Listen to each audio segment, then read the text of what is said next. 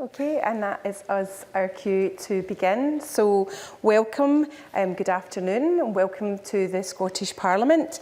My name is Carol Mockin. I am one of the MSPs and I'm a member of the Health, Social Care and Sports Committee.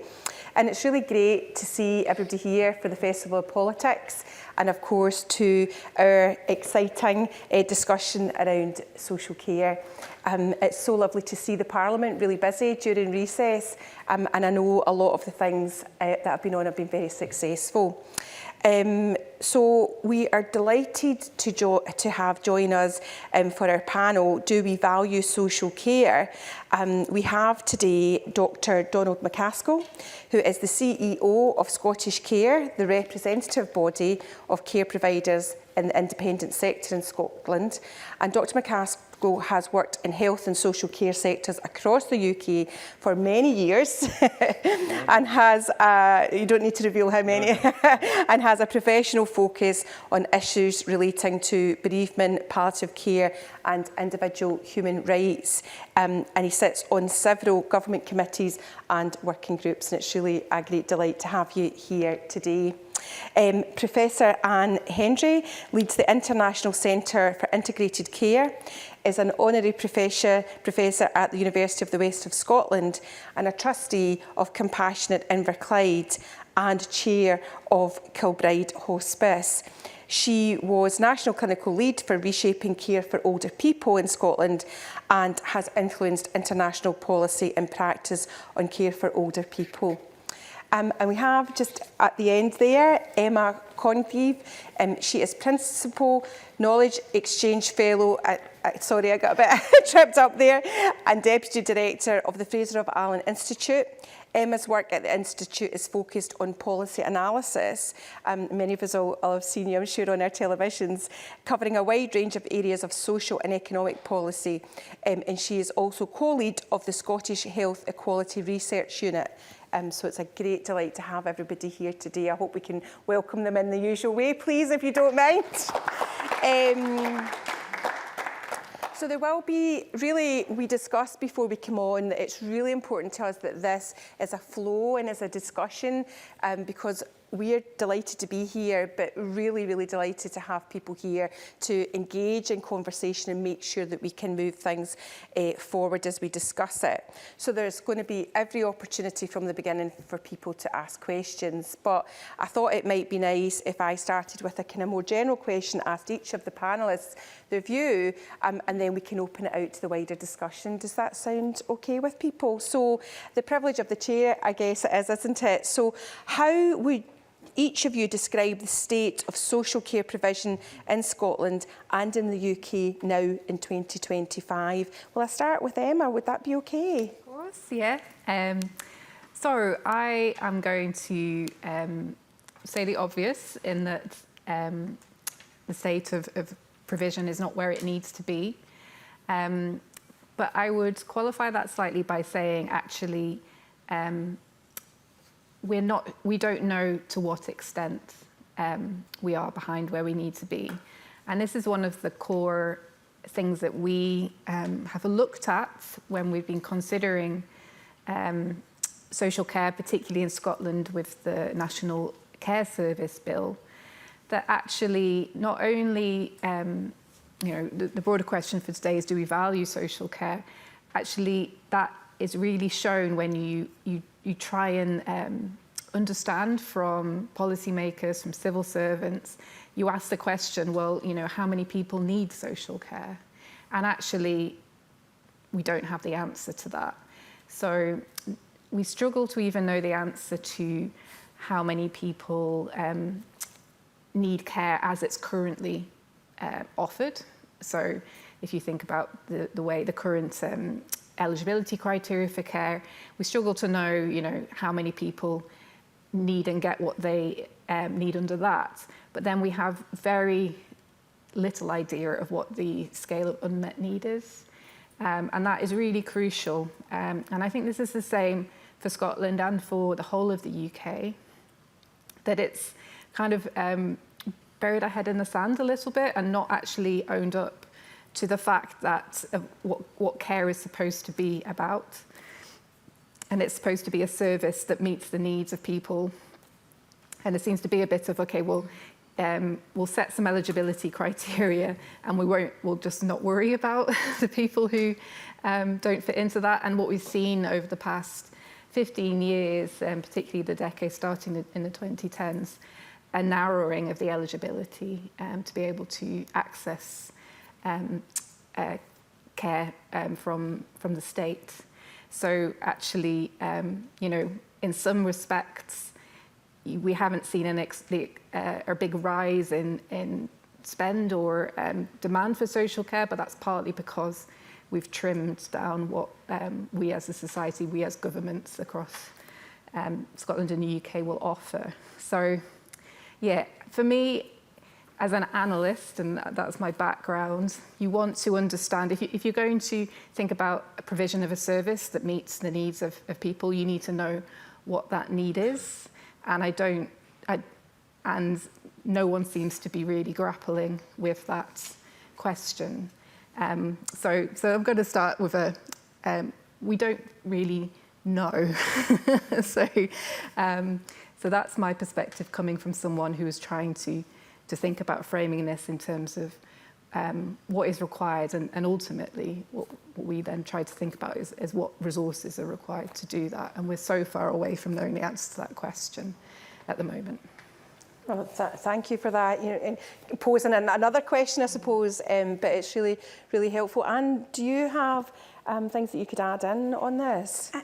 I would say it's extremely fragile as a state. There's absolutely no resilience left in social care. To use a health analogy, it's on life support, really.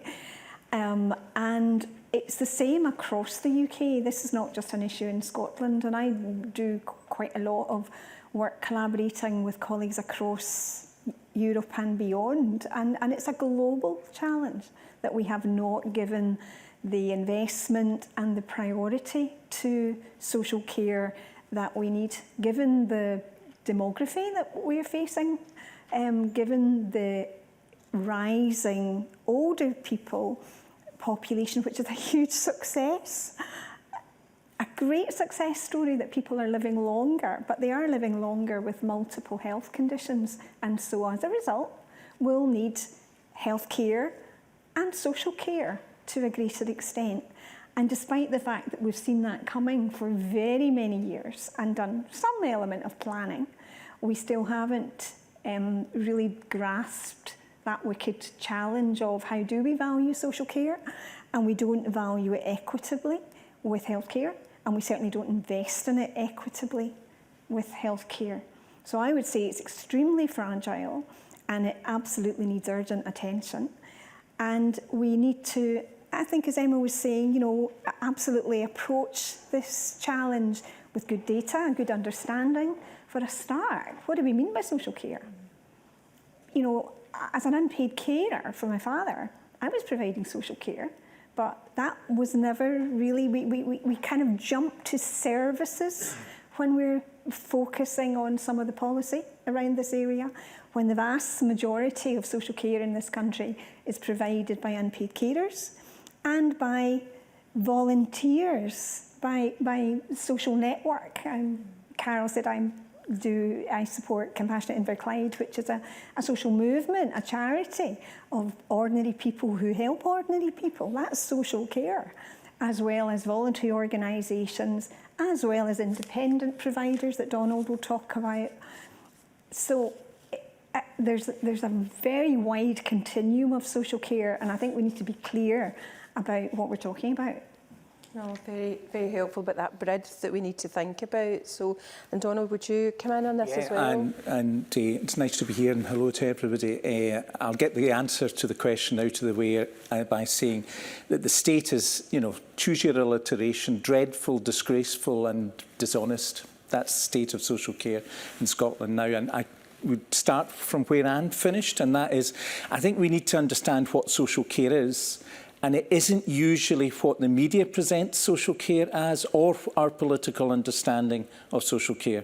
And I am enough of an anorak to go all the way back to a unique piece of Scottish legislation in the late 1960s, which was the Scottish Social Work Scotland Act.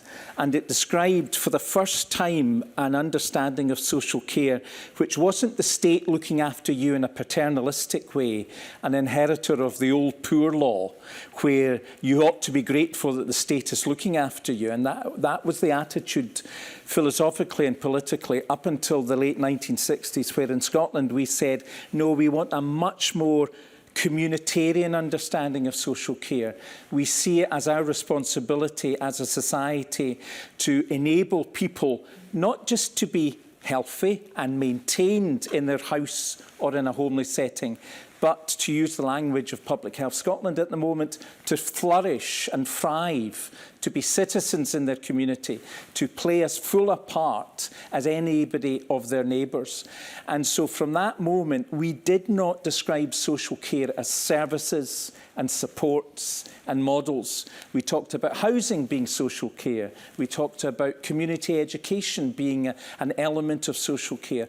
And gradually since that time, and not least since the 1980s, we've limited social care in our understanding to essentially maintaining people in their own homes, independently, ideally, for as long as possible. But that, you know, when I speak to people, and I'm sure all of us on the panel are the same, who use social care, it's not just about being kept alive, it's having a purpose for that life, having a sense of belonging to your community, having ambitions and dreams. And, you know, it was mentioned, I have done in over time a lot of palliative work. I have met people literally with moments of their lives left, over 100, who still have dreams, aspirations, hopes and conversations which they need to have. And at the moment, first of all, we need to, I think, gain a wider societal understanding of what social care is.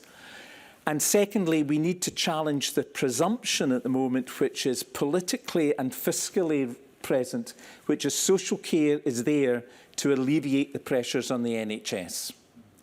Now, if we work and embed social care well, then it goes part of that way. It contributes, but it's not its essence. It's not what it's there to do, and it's not what people receiving social care support require. And we will no doubt go on to talk in more detail about why we're in the state that we're in. But I used those earlier descriptions because, not least because I landed in the front page of the Herald yesterday, somewhat critical of the current state in Scotland over the summer. But as Anne said, right across the UK, there is a failure to grasp what we need to do for social care and what we need to do for social care on its own in its entirety, and not just because what might or might not be happening to the NHS. Thank you. I mean, excellent opening remarks and real things for people to think about. Now, what I would like to try and do is bring some people in at this stage if they can, and if you're happy to, it'd be really, I think, helpful for us to understand if you have a background in social care or if you're here just to hear the remarks of the panellists. But if you have some experience and you're happy to share that, I'm sure we would love to hear it. So is there anybody who would like to come in at this stage with a question, either for all the panel or for particularly from the remarks that we've just heard? Got any takers? Yeah, we've got a little mic, so if you just give us a second.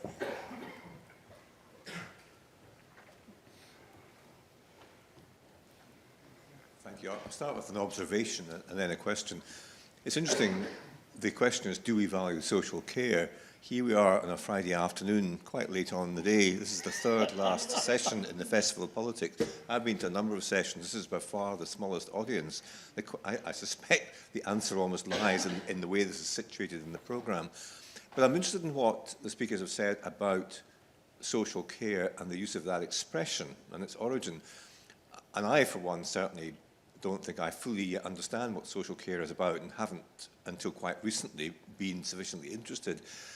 Do you think that there needs to be a reframing, and might another expression be found rather than social care, which is vague perhaps and unclear to so many folk? So if you had the opportunity, how might you reframe the expression, the words that describe what it is that this session is about, rather than social care. Yeah, no, it's very helpful, and can also say we also mentioned that this, is perhaps not the highest level of time and date for this session as well. So your point is very well made, but we'll go on obviously to discuss the question. I don't know, Anne, you're nodding. Do you want to come in on this? It's a great question, actually, and one of my areas of interest is very much the sort of integration of healthcare and social care and housing. And increasingly, the more you unpeel that onion, it's all of the levers that mostly sit with local government that help you to live a good life. So this is why I struggle with the philosophy or the policy that has healthcare over here, social care over here, housing over there, lifelong learning, education, transport, employment, all of the things that we need to help us be well. And if you look at the wider definition of health, it is the state of physical, emotional, psychological well-being. And therefore, why would you separate healthcare and social care? And I think the journey that we've been on in Scotland over the last decade or so, and I personally have sat in this room with, justifying to the Health and Sport Committee why we're trying to integrate health and social care. I think it's the right journey. I think the last 3 years with the National Care Service Bill have threatened to dismantle all of the work over the last decade. I think we've been paralysed in Scotland over this National Care Service. And now, thankfully, we're getting to a point where we can draw breath and actually look at the reform that is going to take us further to the outcomes that we need. How do we create the conditions for people to live a better life? And how do we do that in a way that is inclusive and narrows the gap in terms of health inequalities? Because we know that the people who most need joined up care, whether it's healthcare or social care, are the people who are hardly reached or are more marginalised individuals or communities. Yeah, and I don't know, Donald, would you have a name, frame? With Anne, I've long been a campaigner for integrating our health and social care systems. And, if you're using supports, you don't really care, and we talked about this, in fact, we talked about it just before we came, you don't really care what's the colour of the uniform that somebody's wearing. What you don't want to do and what you have to do is retell your story 20, 30 times in the pathway of moving from social care assessment all the way possibly to acute and secondary care. So we need to, and I hope the energy that we're beginning to find post the last 3 years is to return towards a much more whole one system, integrated approach. 2 quick observations. One is I'm passionate about the social care word. And the reason is social is there deliberately because it has that communitarian understanding. It's about being a citizen in your local community, having a sense of belonging, and that part of what enables us to live well, to be healthy in the definition that Anne gave, is our relationships with other people. And that social dimension and maintaining that is all the more important. At the moment, what we're seeing, because of budget cuts, is that packages of care in people's own homes are being reduced to 15 minutes. How can you form a relationship with the person supporting you? How can you enable an interaction which is in any sense dignified in a 15-minute visit? So that social dimension, that relationship is, I think, critical. So I would hold on to social care and support, because the word care for many people is very transactional and one way, me caring for you, whereas support is a mutual thing. The second observation I would make is that we have to be honest, dare I say, in these hallowed halls. The current spend on health on the NHS is £18 billion. The spend on social care is £4.4 billion. And despite the rhetoric of transferring the balance of care from acute secondary care and support to community, primary and social care, there has hardly been anything but a trickle from that direction to here into social care. So if we're serious about social care and there is a limited amount of resource available, we're going to have to make some hard decisions about how much we spend on the NHS over here compared to social care over there. Or we increase the volume of spend in social care deliberately and don't do the same for the NHS. Yeah. I'm going to come to you, Emma, but I wonder, I know obviously your background and the thoughts you put into these things, you know, what Helen and, Anne and Donald have spoken about. I'm wondering, do you think politicians don't know this or they don't react to this? That's a good question. So just one observation before. The other thing I want to raise, we do a lot of work with adults with learning disabilities, and I think that's one key group that often get forgotten when we talk about social care. And social care and support is the right thing for them, because actually it's support to live. Like, you know, most people with learning disabilities can lead, you know, reasonably independent lives with the right support. It's not care doesn't quite fit with what they need. In most cases, for mild and moderate. So I think it's really important that we remind people when we say the word social care, it's not just older people, it's also working age people. And actually we use social care for children's services as well. So it probably needs a bit of a qualification or explanation when we're using the term as to that it's not just one part of the population. It's it covers a broad brush. But I mean, I think from my experience of working, I probably only worked on areas around social care probably for the past 5 years or so. So I'm relatively new to working in this area. It's been a huge learning curve for me. And there's been a lot of things that I didn't know until I engaged with it. So, and I think politicians are probably, you know, got that vague awareness, know there's a problem, but actually to really get to grips with it, you have to spend a lot of time, and you have to really want to as well. So, and I don't think it's a particularly, dare I say, it's sexy subject for politicians, because it's so difficult.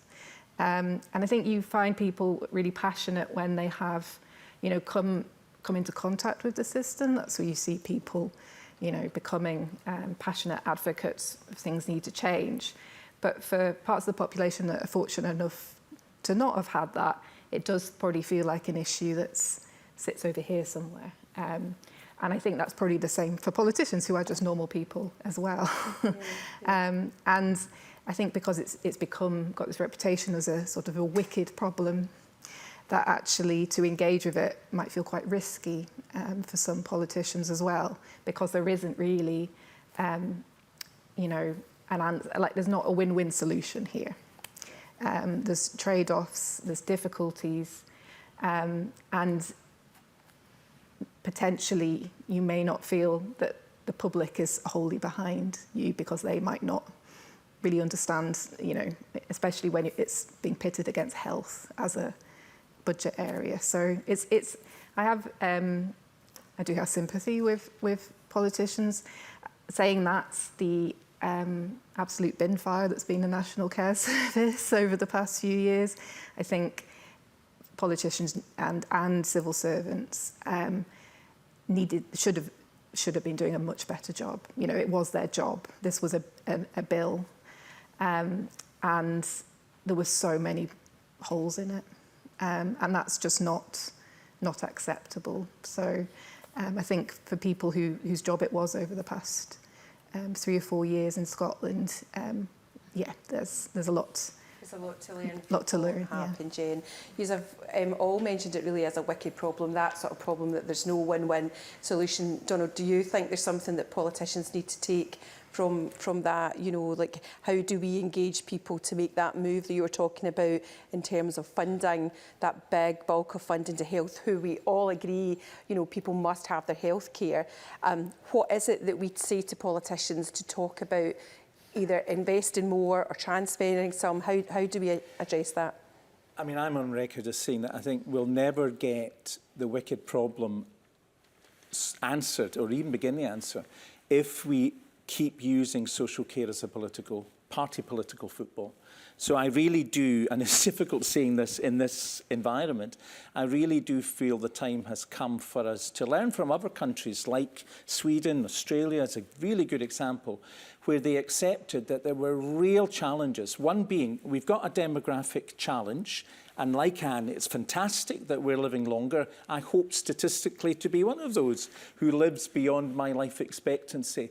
How are we going to support older people in particular, though social care is for everybody, as we've got fewer and fewer people of working age contributing to a tax base, which traditionally we've used to pay for the services and supports that we have. So fundamentally, and moving towards the to the election of May the 8th, I would like to see, and I'm not naive in saying that this is going to happen, but hopefully after the election, that there will be an attempt to come together cross-party to do some serious work on asking these difficult questions. How are we going to reform the system so that it's not as competitive as it is at the moment?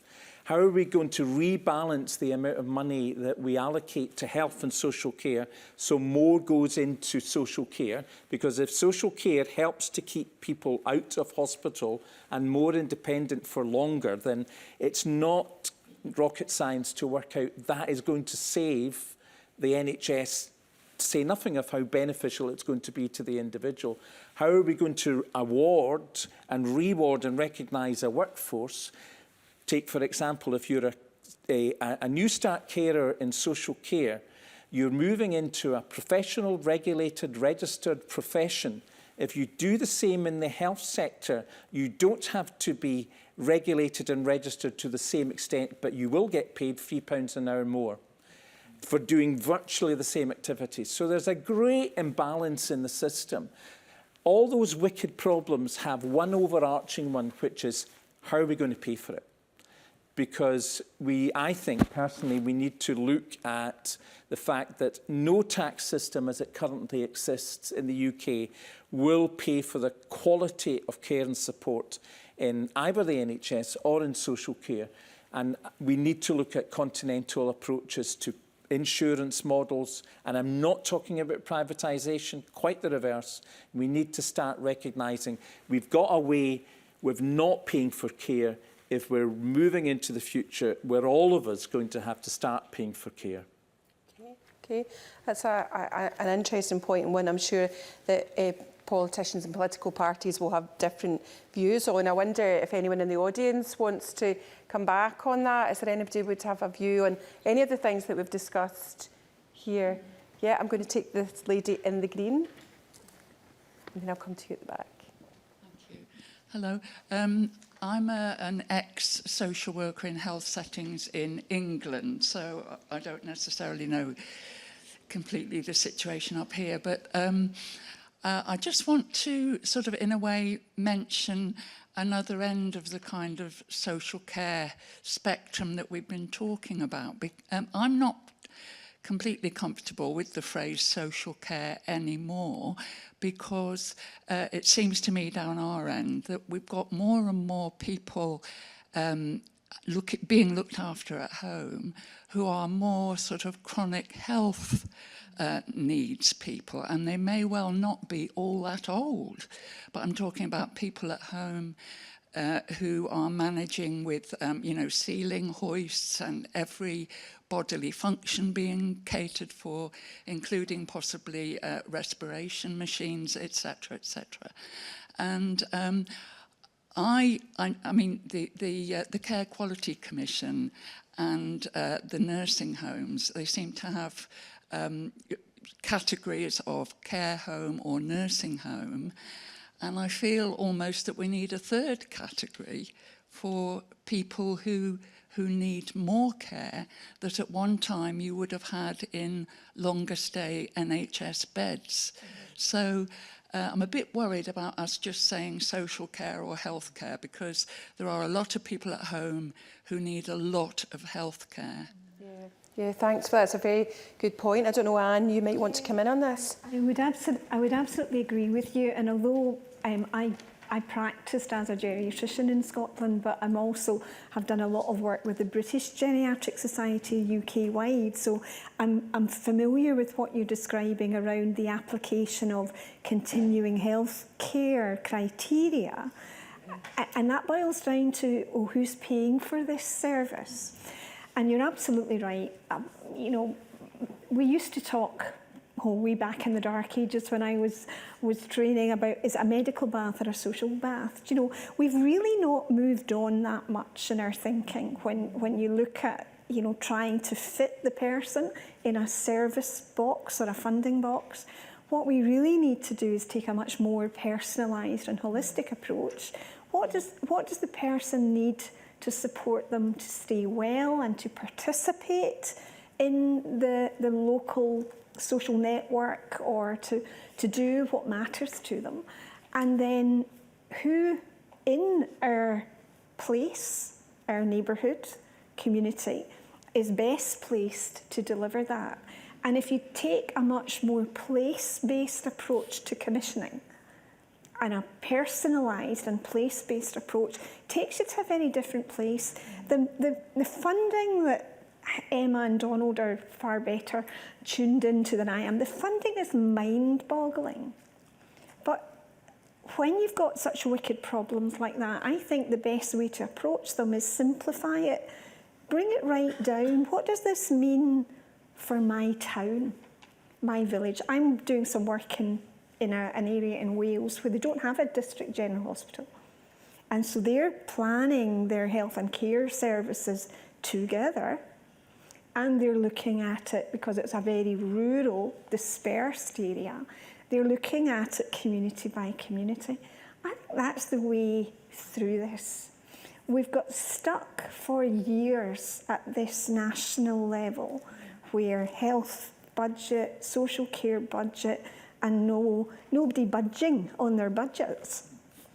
Let's take it down a level, because the funding is workforce funding, whether that's healthcare employed, local government employed, independent provider, third sector provider, or funding for, you know, maybe direct payments for a personal carer.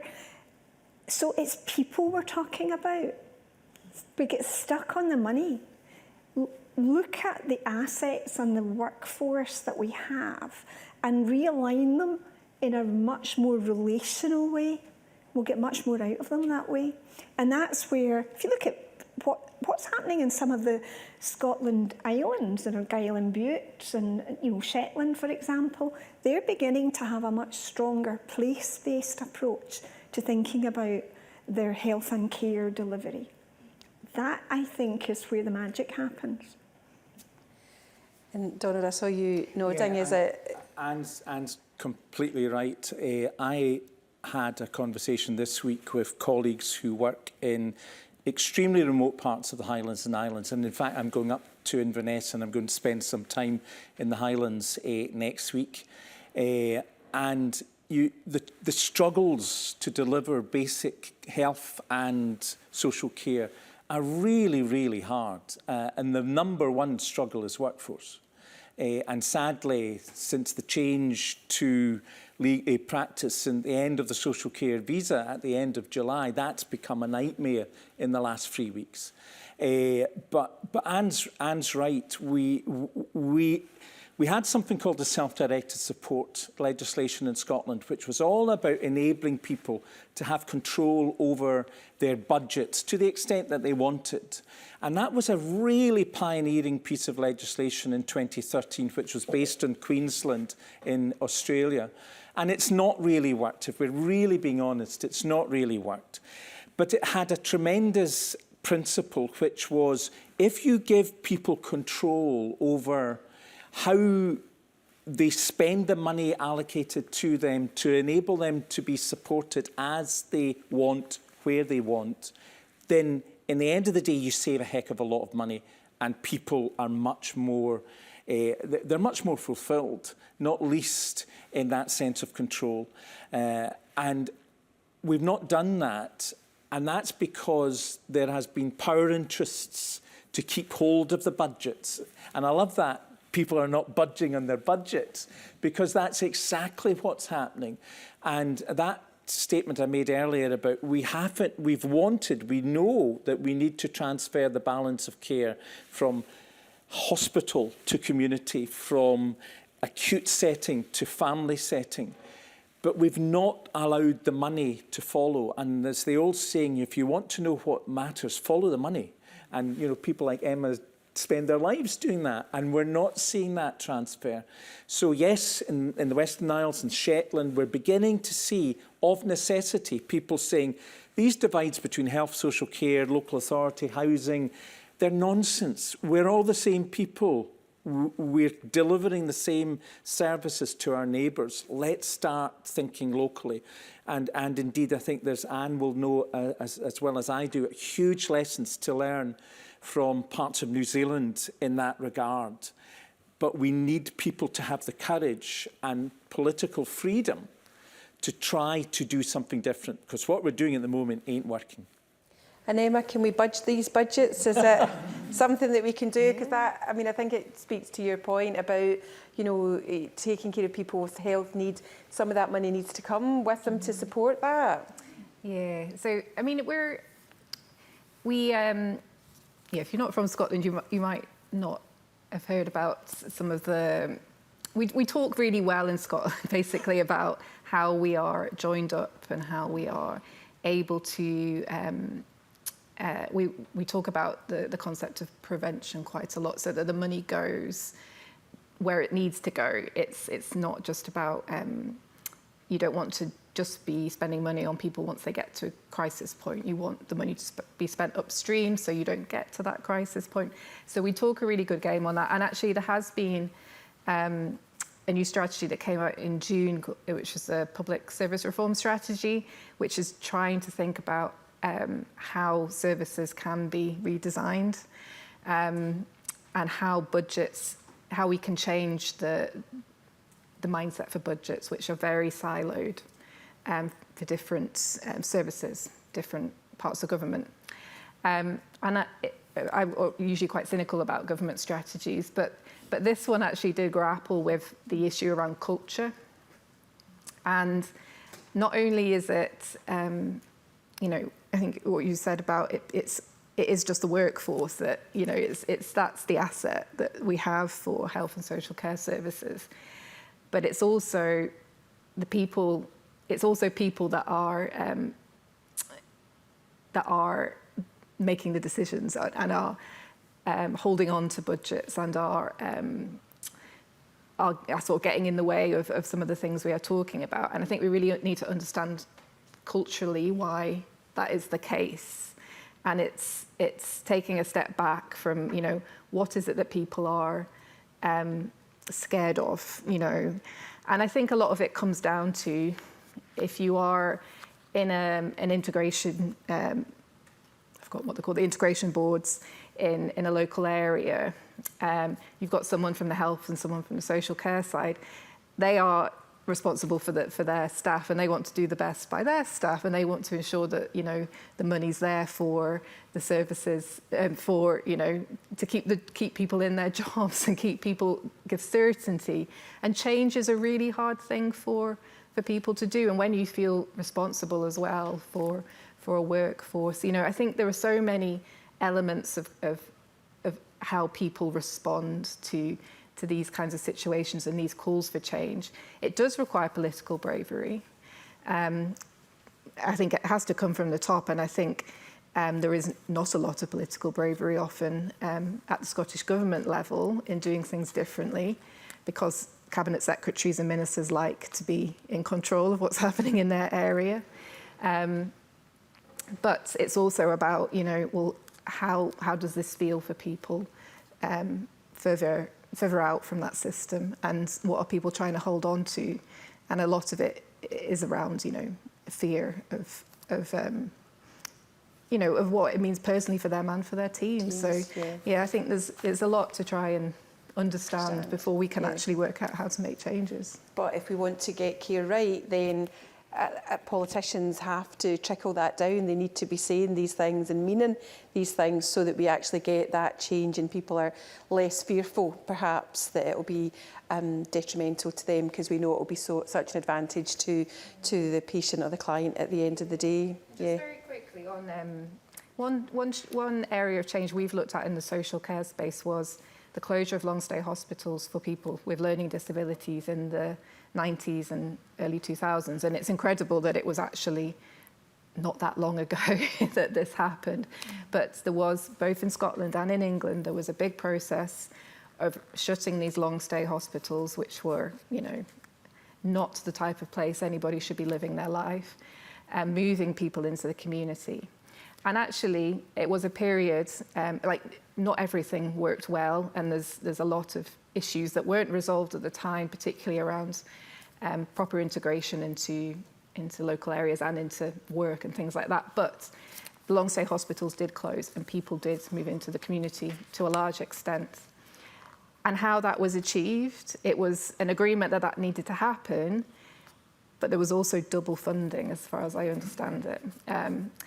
There was the continuation of funding for and that was within the health area, I think, the long-stay hospitals, as well as funding to get people into the community. So too often when it comes to change, and I think this is a lot of the cynicisms with the National Care Service, you assume in this day and age it's about saving money. And actually, as hard as it is, sometimes we need to spend more money to get the change and to get people to move along with it in order for that long-term, there might be long-term savings, but a long-term, a better outcome for people.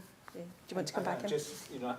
This is really sad that I'm remembering this from experience, because I was involved in the hospital closure programme in the west of Scotland, and particularly the closure of Lennox Castle Hospital, which needed to close 40 years before.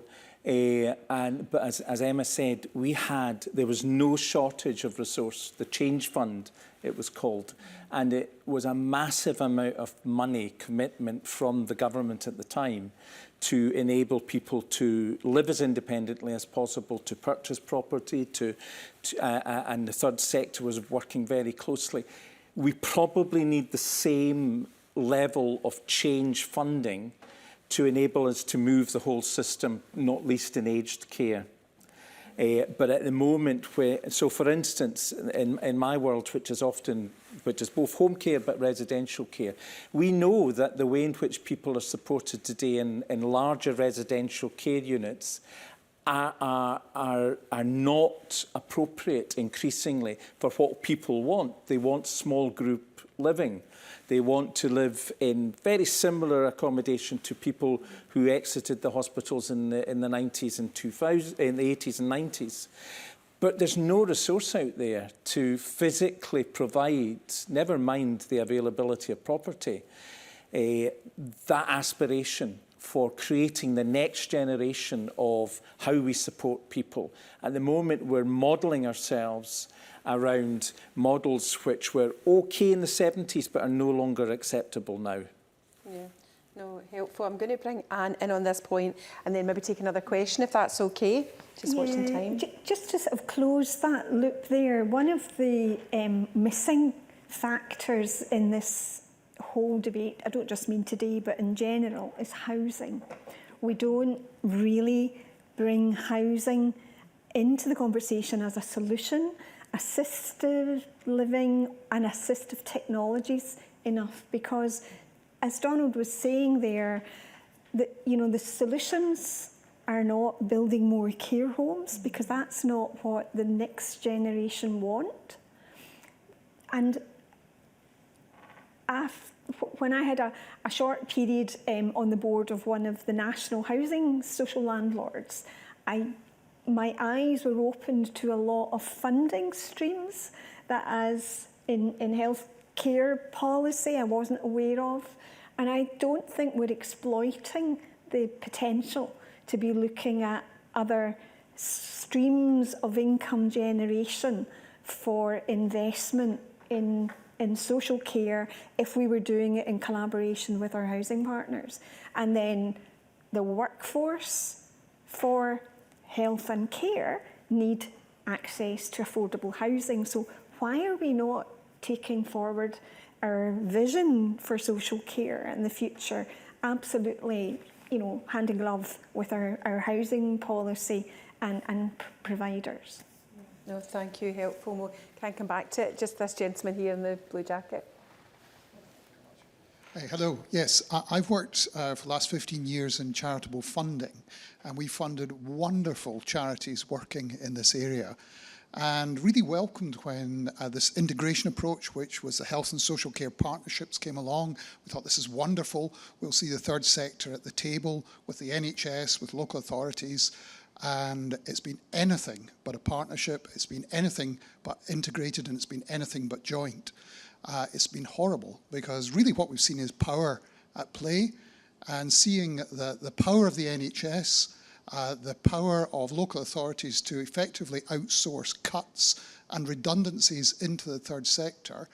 And yet the third sector, in many ways, what we see is lots of innovative upstream work being done there, preventative. It would be the things that would really make a difference. And it's very personal, because they're often able to walk with the person through their life and through the situation that they're facing. And my question to the panel is, where is the third sector in this? Why is it not being brought forward and really promoted in terms of the great work that it's able to do in this sphere? I'm just going to go down the panel and ask them. Donald, I wonder if you could start. My organisation represents independent sector. That includes charitable, not-for-profit and voluntary, as well as small private. And I think our bugbear, together with others, has been the way in which integrated joint boards and HSCPs has excluded anybody other than statutory partners.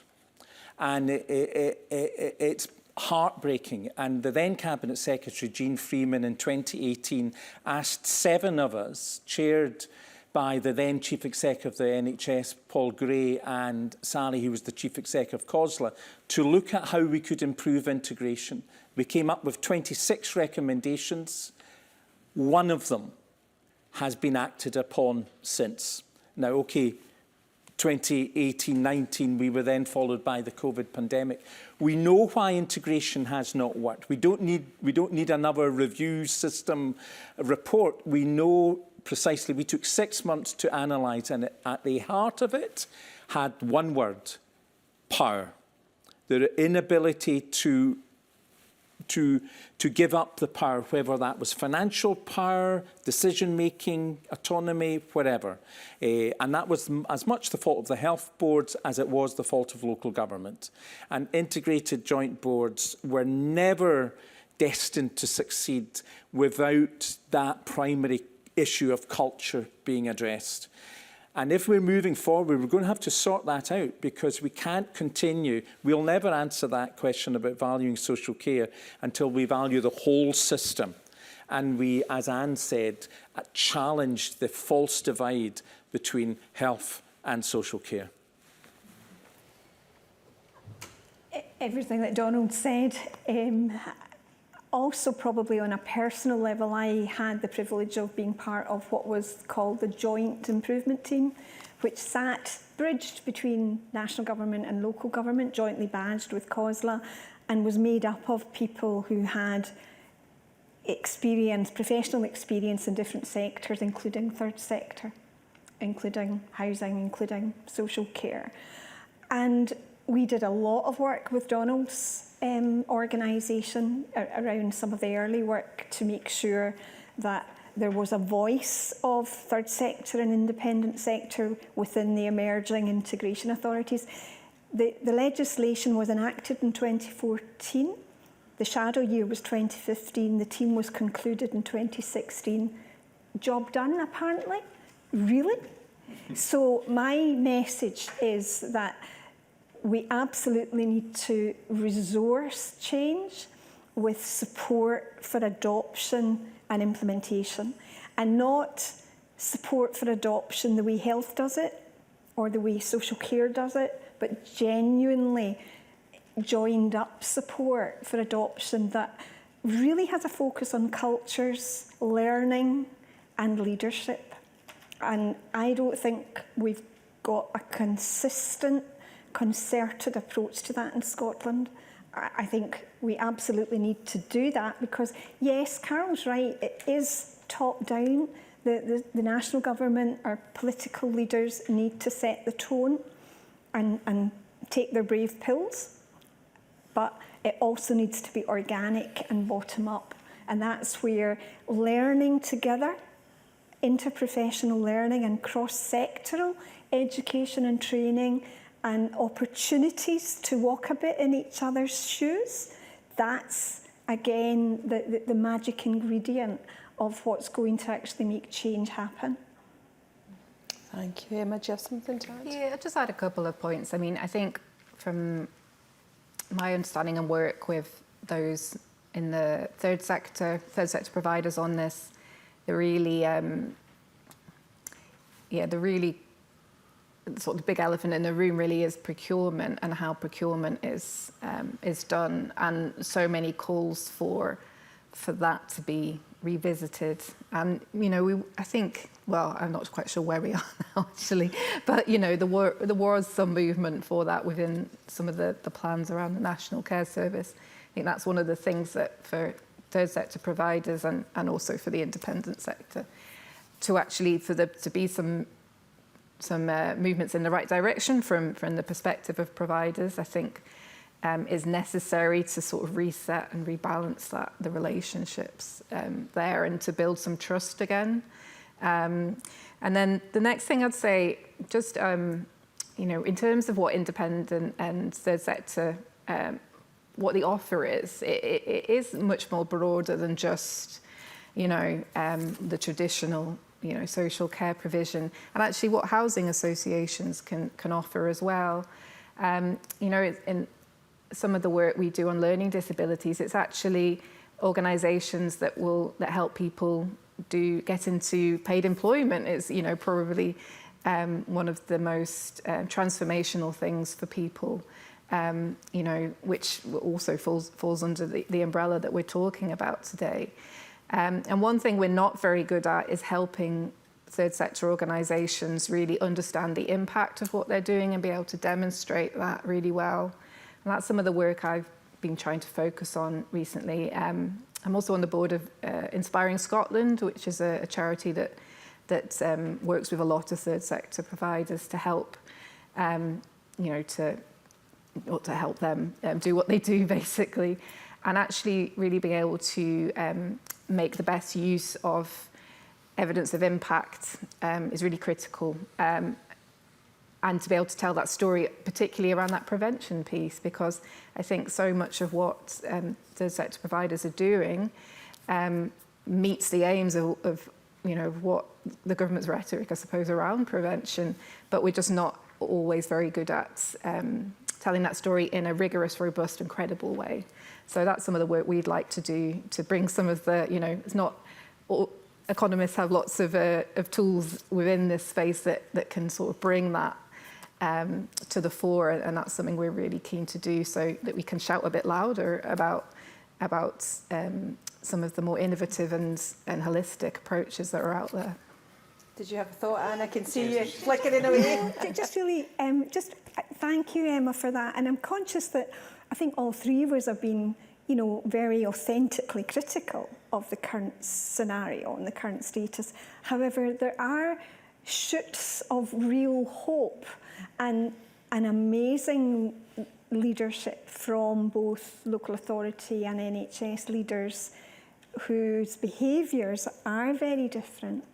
2 weeks ago, I had a conversation with an NHS chief executive who came to visit our hospice first recently into post, so coming to meet what is, an important resource for the population in the health board area that she works.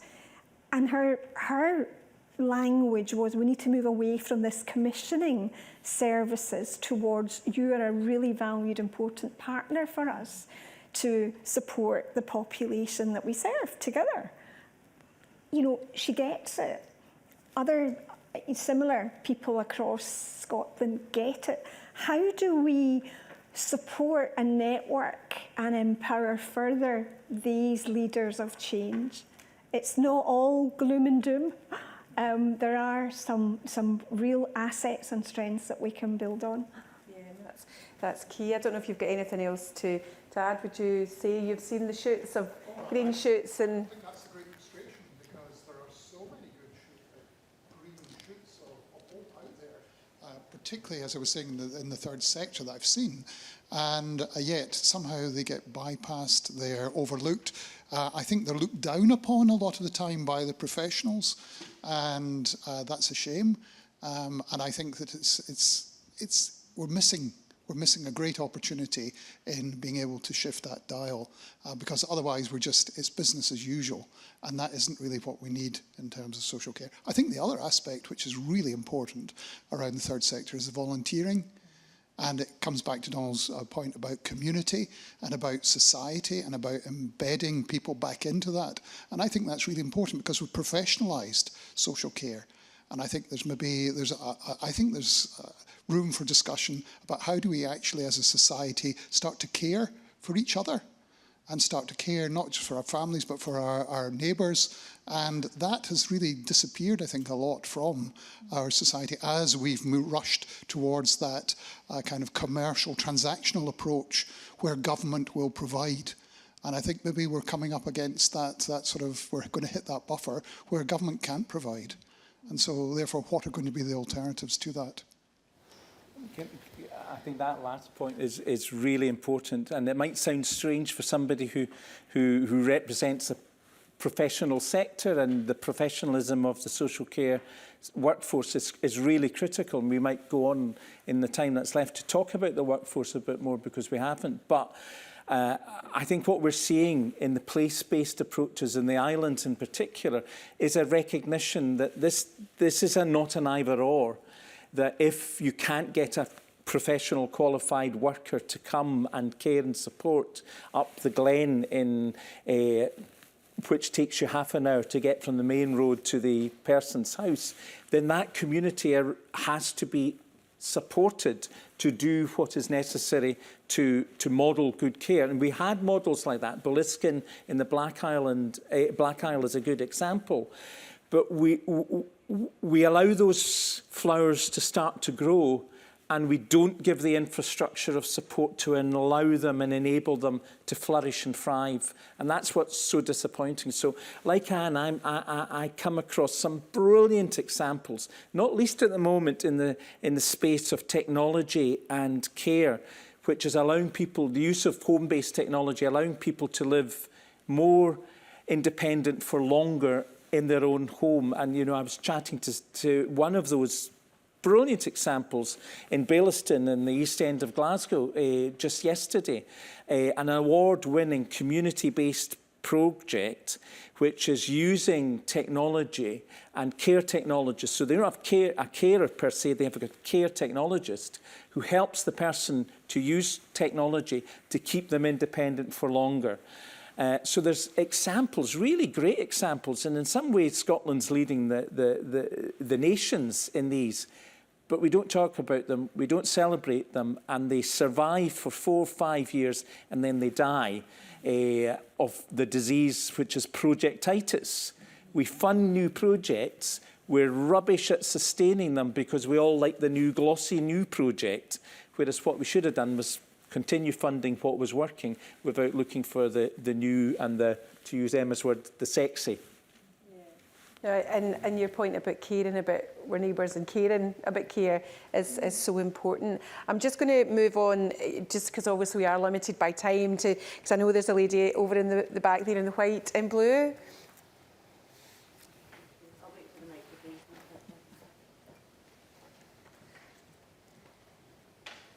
Can you hear me okay?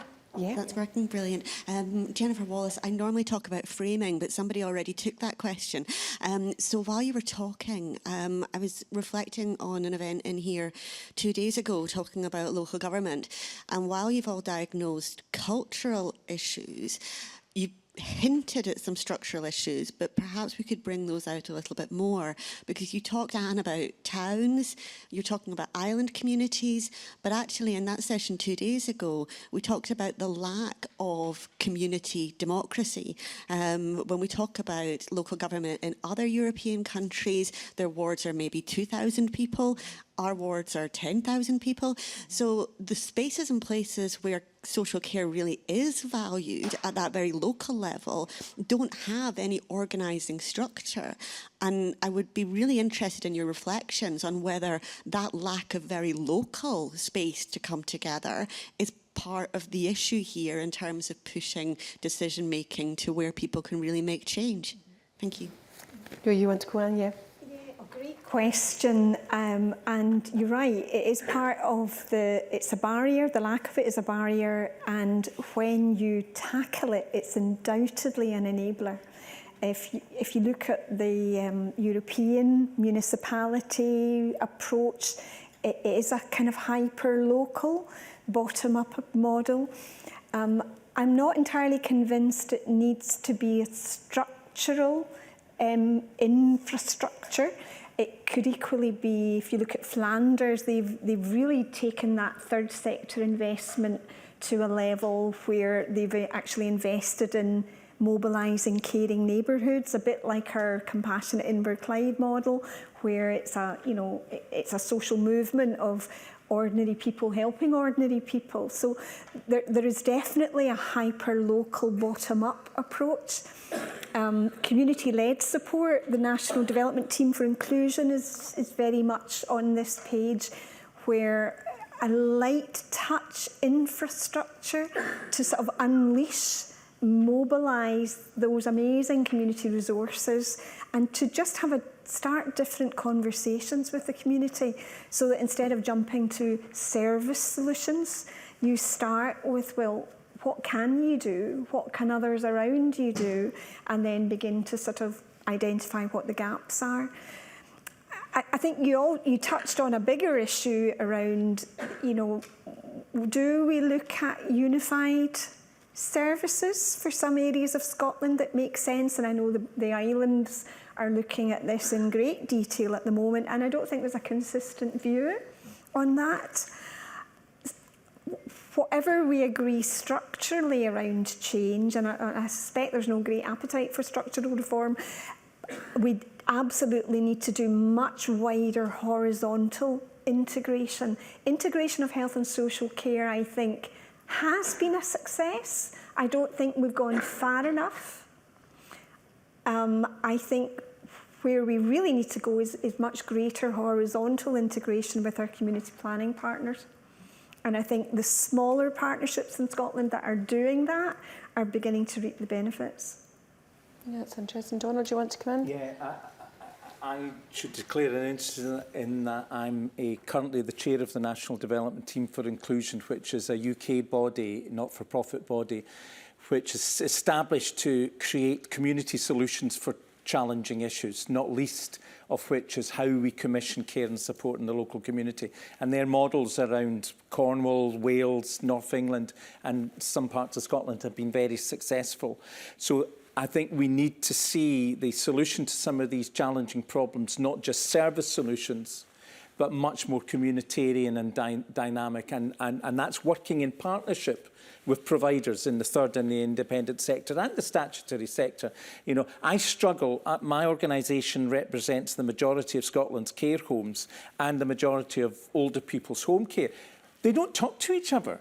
And when I suggest that we all get together, actually, it's as if I've said something horrendous. But I'm working on it.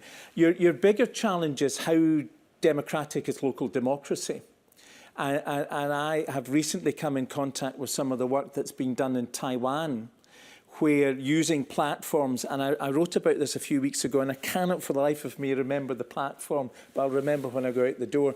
It was created because there needed to be a decision for the Taiwanese government on a particularly thorny issue about 4 or 5 years ago. They've now got to a stage at which any consultation engagement at local community level is enabled by this digital platform. But the trick of the platform is that it brings together consensus. So it's not about getting opinion, but it's about creating collaboration so that people are beginning to identify at local community, and it's less than 1,000 people, how we want to respond to a particular challenge. I think there's, and in a piece I wrote a couple of years ago, I think we need to revolutionise local democracy in Scotland, because the way in which we're doing it is detaching further and further away from people. And I say that as somebody who served in a community council and at local level, and who's never, apart from a few aberrations, lived in anything bigger than a village or a big town. That's the majority of people in our communities. Even when I lived in Partick in the West End of Glasgow, I lived in a village. We just didn't tell the rest of Glasgow. Emma, do you want to come in? Yeah, I mean, I think it's hard for there to be a consensus on this, and I'm in two minds, because actually there are people who within a community will be excluded, and that's how society works sometimes, and so there need to be, in a way, having a higher kind of service delivery or whatever it is, means that it's not just what your neighbours are. Some people don't want their neighbours to know what's going on with them. We have to consider those things, but I think we do need something to shift thinking and shift the dial. And bearing in mind, I totally agree that Project Titus is a terrible thing and we're always looking for the next new shiny thing. But there does need to be a shift somewhere. And I was struck by something you said over there about, basically about, I think what you're saying, there's a limit to what government can do because there's a limit to what government's resources are. But that in itself is a choice that governments make in terms of how much money they raise. But if we are to think about increasing taxation, general taxation to pay for a bigger state offer or whatever it is, then we're going to get a lot of pushback there, because we know that we've lost a lot of trust with the state. We're all quite cynical about it. Even those of us who actually think paying tax is a good thing and are happy to do it also, know there's a lot of waste and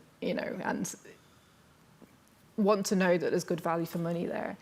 So perhaps thinking about, okay, well, if we're going to make a change, if we are going to think about how we fund that, maybe it does need to be a different model. And say if the money was staying within your community, and you felt as a citizen that you could see what that money was doing, say put an increase onto national insurance or something like that, that was predicated on what is needed at a more local level. That might be housing, that might be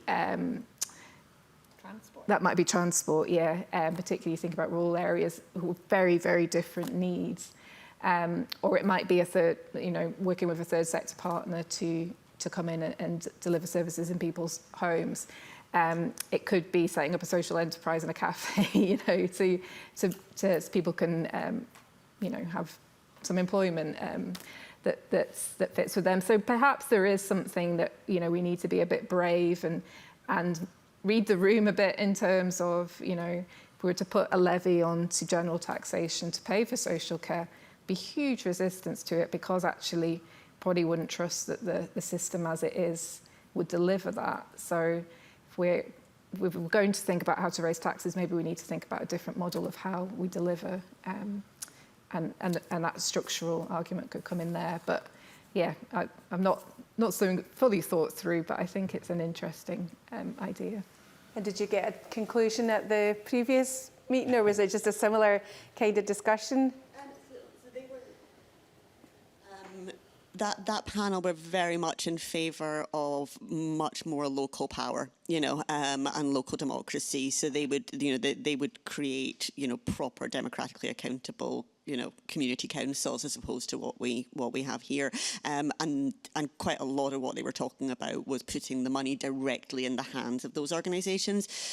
But I hear what Emma's saying about the risks of that, because we like to think that, you know, people will always make the right decisions, but history tells us that we do often exclude people who aren't like us. You know, and in this situation where we're talking about people who have additional needs, they could be excluded from that process quite easily. So I hear the tensions on both sides there. Thank you. So thank you. I think Donald's going to say a few words. To follow up in that tension, I think, you know, it doesn't cost the same to deliver the same quality of care in every part of Scotland. It is much more expensive to deliver care and support of a good quality in Stornoway than it is in Straven and Lanarkshire. I've long argued that particularly in the Highlands and Islands and island communities, we need the equivalent of a London waiting. We need a fiscal incentive, both for staff, not least in terms of the lack of social housing, but also the sheer expense. I mean, you know, my family comes from Skye. I spent a lot of my early childhood in Skye and still have family there. It is horrendously expensive to live, not least as the rest of the world has discovered Skye is the place you go with your caravan and your caravanette at the moment. It's an extremely expensive community if you're Indigenous in that community to live, and delivering care and support is almost 3 times, not quite, almost 3 times as expensive there than it is in central Scotland. So the risk of some place-based models which aren't granulated is that we don't take account of both those factors and the factors that you indicated in terms of particular groups of people who traditionally have been marginalised because those who shout the loudest got the most. Yeah. But it can be done if it's granulated. Yeah. I'm just very, very conscious of the time, and if people don't mind, I do want to ask a question about workforce, because it is not only really important that we get that right, but it is probably one of the most discussed things within the sort of Parliament here, and often within the Health and Social Care Committee. So I wonder just even some general thoughts about what do we need to do, what things work well, you know, where are we getting it wrong? If people don't mind, I don't know. Anne, could I start with you, because you look deep in thought? Yeah. I'm going to leave the visa and immigration issues for Donald. I'm maybe just going to start with regards to the workforce that we actually have at the moment, as well as the pipeline that are coming through our colleges and higher educations. I think we need to invest in learning and leadership development to be somebody who works in new ways, who's comfortable in working in partnership, who is interested in understanding other professional cultures. We will never all have the same culture. You know, we talk about health culture and social care. There's multiple subcultures within each. So I think it's something about investing in headspace and opportunities to learn together, so that we've got a much more creative and open, trusting mindset. So that's what I would want to see investment in. Donald, go. Oh God, this is the elephant in the room, because the most important people in social care are those who use care and support, and the second most important people are those who provide them. But frequently they're the same people, because a significant number of people who work in social care are also caring or receiving care in some way or other. We do not reward and recognise those who deliver care and support, full stop. We don't reward and recognise them sufficiently.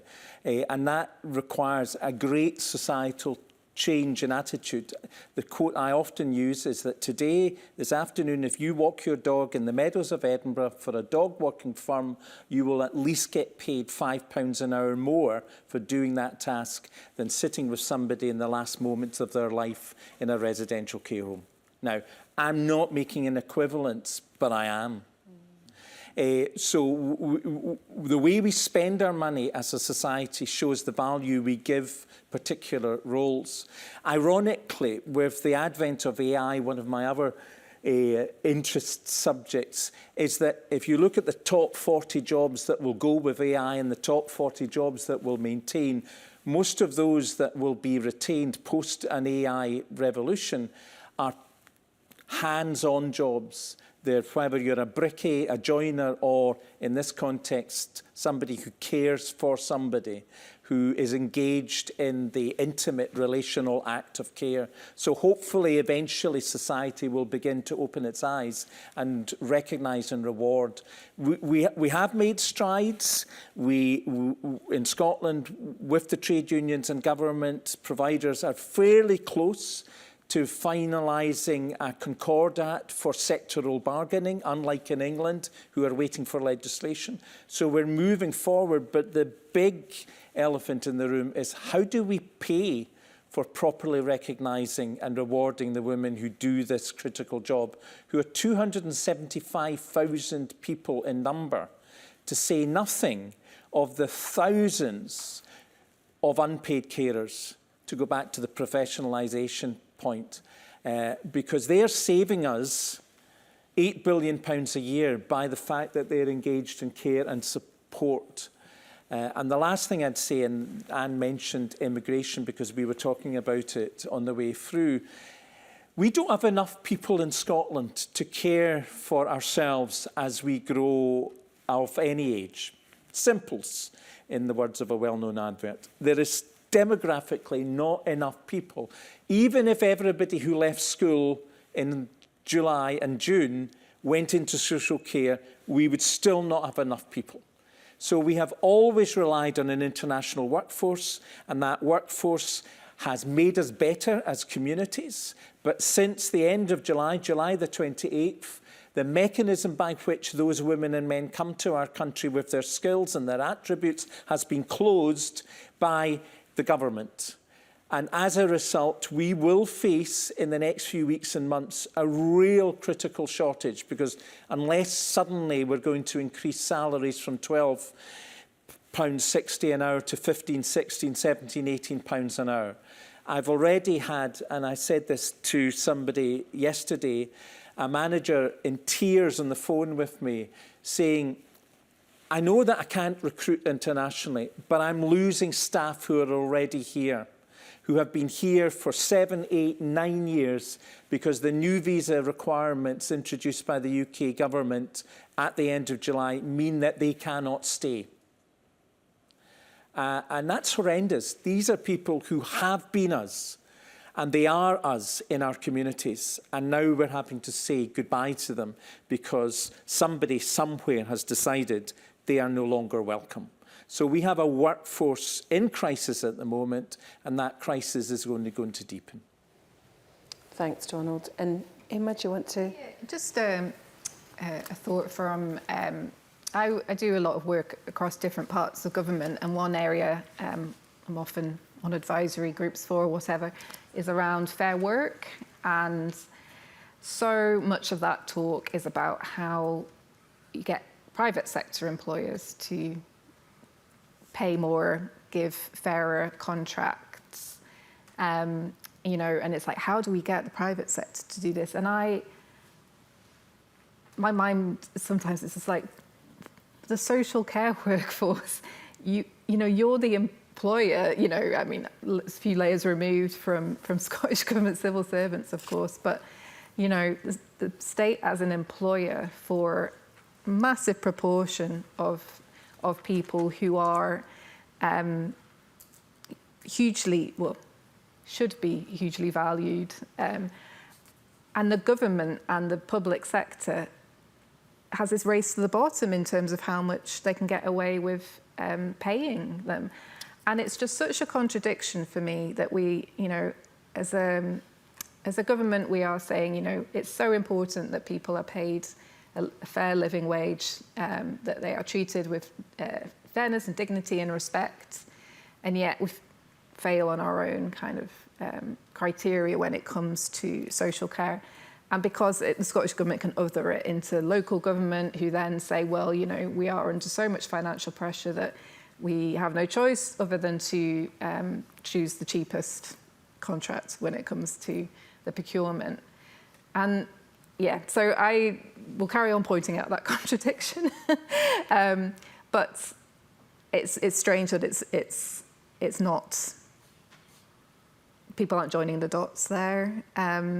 And, you know, it's critical for things like we have child poverty targets in Scotland that are predicated on better value, better pay. We've got, we don't want just social care to be thought about as a safety valve for the NHS, but, you know, that does flow through. You can make savings in the NHS if you've got a better functioning social care sector.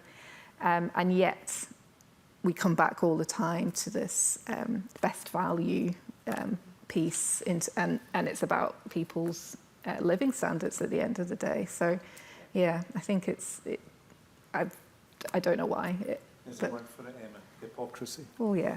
Yes, absolutely. And I mean, people are nodding. I can see that's probably been the biggest nods, in the audience. And you need to keep pushing the politicians. I include myself in that. You need to keep pushing this and keep saying you're saying this, but you're not doing it. So it's so important. Similarly with the stuff that you were talking about immigration, you know, we need to get those messages back to decision makers, because we need to see are there other ways that we can do this. So, you know, it's really appreciated, this kind of ability to talk about things, because, you know, politicians need to hear, but audiences hear, and then they can go on and think, how do we get these messages back to the politicians, because we've had that chance to discuss them. Is there anybody here? Yep, the lady in the black, and then the gentleman in the blue shirt, and then I think we probably will be tight for time after that. Can I just make the point that the majority of people who are involved around receipt of social care services are also unpaid carers? And to say we need to shout louder, I'm sorry, those people don't have capacity in their lives to be lobbying politicians. Politicians need to be more aware of what's going on in their communities and the challenges that are facing people without requiring time and commitment associated with lobbying. Yeah, and your point's very well made. There are a number of organisations who I know support the unpaid carer sector, and they are very, very good at coming to politicians. I think possibly, and the panel really to answer, but if I can just say something, it is about this delivery of it. It's not about not knowing it. But I mean, the lady's right. I've had the privilege of knowing many unpaid family carers professionally who have worked for care organisations, and that comment that we're exhausted, we're knackered, we don't have time, we don't have capacity is so true.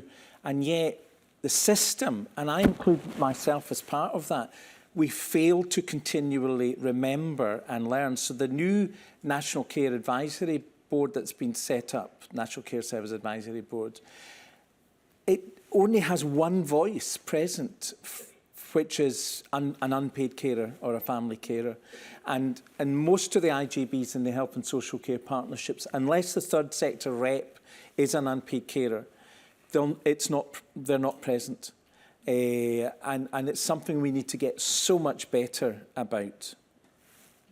Another personal hobby horse of mine is that even when we recognise and support unpaid carers, during the time that they're unpaid carers, we do nothing about supporting them as they emerge from their unpaid caring responsibilities, as happens, often at a point in time where they're exhausted and are not helped back in to their networks, their employment, their participation. And I think unpaid carers' participation in local communities and community wealth building is a loop that we haven't made. I just want to sneak this last question in if I can. Do you have a mic? Yes. Yeah. So I represent the Fair Work Convention, and in 2019 we published a report and recommendations on social care. And although there has been progress, I think just from this last discussion there's been very little tangible change for workers. And I just support everything that everyone's saying about pay, and just to introduce fair work into this sector, there really needs to be more done to support our workers and to improve the whole sector, to attract people to work in there, and to, I think there's definitely hope, but there's been a long time with very little tangible change for people who work in that sector. If only we had put the amount of money and bodies of the National Care Service over the last 3 years into the Fair Work Conventions report implementation, I think we'd be in a better place. And I think, as somebody who sat on and took part in the Fair Work Convention and was present throughout, all of us who sat in that convention were aware of one dominant issue. See, if we were talking about men, we'd be having a different conversation. It's not for nothing that that report challenged the genderised nature of decision-making in Scottish local government and national government, and the fact that 86% of paid carers are female and over 90% of unpaid carers are female. We would not be having the same discussion that report concluded, not least in its forward, if we were talking about men. And I suspect we wouldn't have had the wasted 3 years. So we are trying on the edges to advance the principles of the Fair Work Commission and the Social Care report. But in the end of the day, it needs a significant realignment. As Emma said, fair work can only happen with fair commissioning. And a shout out for the Scottish Women's Budget report as well, which is fabulous. They did a lot of excellent work.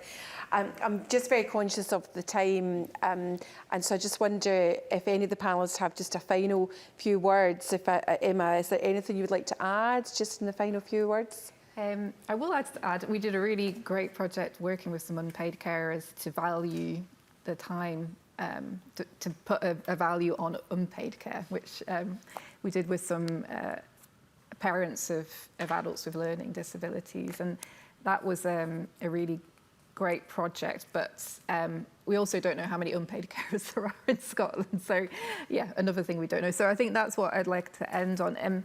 We've seen the National Care Service Bill fall, but we've also seen the Learning Disabilities, Autism and Neurodivergence Bill fall as well, or just get abandoned, which did have a lot in there about actually needing to understand data and evidence much better across all of Scotland and across the needs of people that need more support.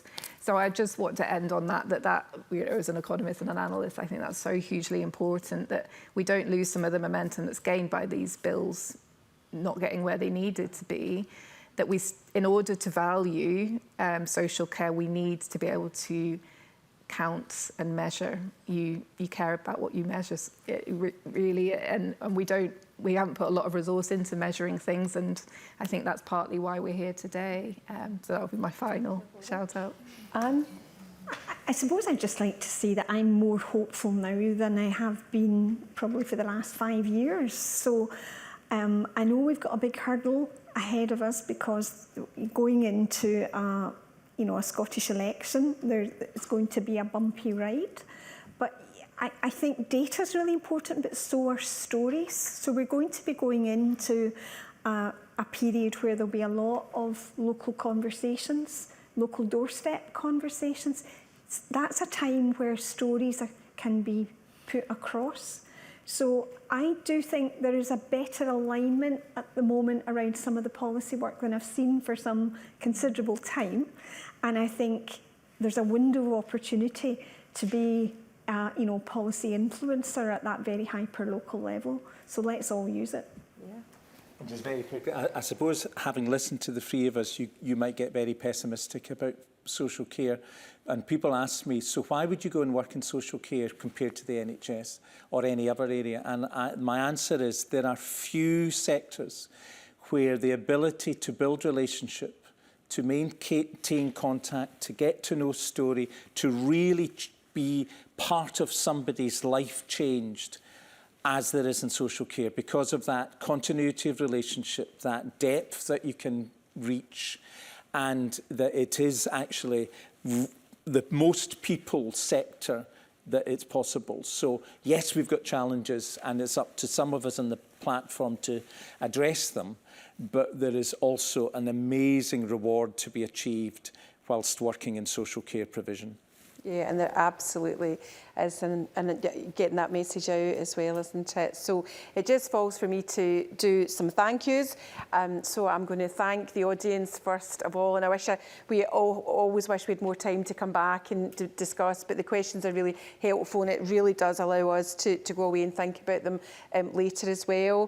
Thank the panel. I really appreciate your time. It was lovely beforehand as well when we got a chance to speak as well. And of course the staff, thank you very much. And in the sounds as well, and people will have noticed we had BSL here, which is really important as well, so thank you to all of them. I've also been asked by the Parliament if you can feedback. I think there is a QR code and you will get a chance to do that, but in general, if you would like to email any of us or email into the Parliament and say how you found this or the Festival of Politics in general, we would really appreciate it. And although this is the last day, there are a couple of sessions left. So if you're not exhausted and you want to hear more about politics, then please, please go to them, because everybody is very, very welcome. And so thank you so much again for coming. And I hope to see you all again or speak to you all again if there's anything we can do to help. Okay, thank you.